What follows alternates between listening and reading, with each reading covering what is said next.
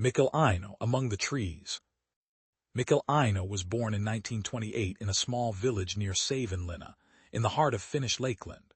From the moment he could walk, the forest called to him. While other boys played with wooden swords and dreamed of glory, young Mikael preferred the quiet company of pine, birch, and spruce. He learned the language of the woods, how to read animal tracks in fresh snow, which mushrooms were safe after rain, and how the wind sounded different when it moved through old-growth trees. His father, a quiet lumberman, taught him respect for the forest. "The trees were here long before us," he would say. "They will be here long after. Treat them well." The love of his life. In the summer of 1948, at a village midsummer festival, Mikael met Eino. She was fire and light, quick-witted, with laughter like river water and eyes the color of moss after rain. She teased him for being too serious, too quiet.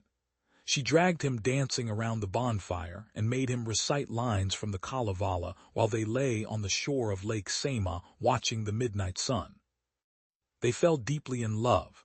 For 6 beautiful years they were inseparable. They planned to marry in the spring of 1955. Mikael had built them a small cabin on the edge of the forest with his own hands. Eino called it their tree home. The tragic loss. In late March 1955, Eino went into the forest to gather early spring herbs. A sudden, violent storm swept in, the kind locals still speak of in hushed tones. She never came home. Search parties found her 2 days later beneath a fallen ancient pine. The tree had stood for over 300 years. It had protected her in death as the forest had protected her in life. Mikael was never the same. He blamed himself for not going with her. He blamed the forest for taking her. Most of all, he blamed a world that could be so cruel to someone so full of life. The man who walked away. After the funeral, Mikael withdrew from people. He left the village and moved deeper into the woods, living in the cabin he had built for them. For years he spoke to almost no one. He became a ghost among the trees, a tall, quiet man with grief carved into his face. But the forest, in its strange mercy, began to heal him.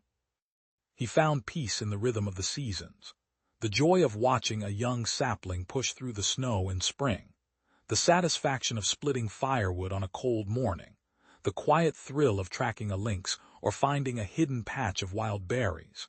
He began helping those who truly needed it, lost hikers, desperate families searching for missing loved ones, even the occasional poacher he chose to warn instead of report. The forest became both his church and his confessor. He would walk for hours among the trees, sometimes speaking softly to Eino as if she were still beside him. "You would have loved this stand of birch," he'd murmur. "The light comes through just right today." The quiet guardian. Over time, people in the surrounding villages came to respect the solitary man in the woods. They called him Metsin Vardija, the forest guardian.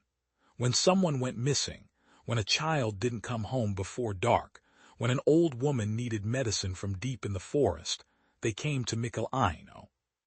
He never turned them away. Because in helping others find their way through the trees, he was also finding his own way back to the living world, one careful step at a time. And though his heart still carried the scar of that terrible spring day in 1955, Mikael Eino discovered something beautiful in his solitude. The forest doesn't replace what you lose. It simply teaches you how to live with the loss. Among the trees, where everything eventually returns to the earth, and new life quietly begins again.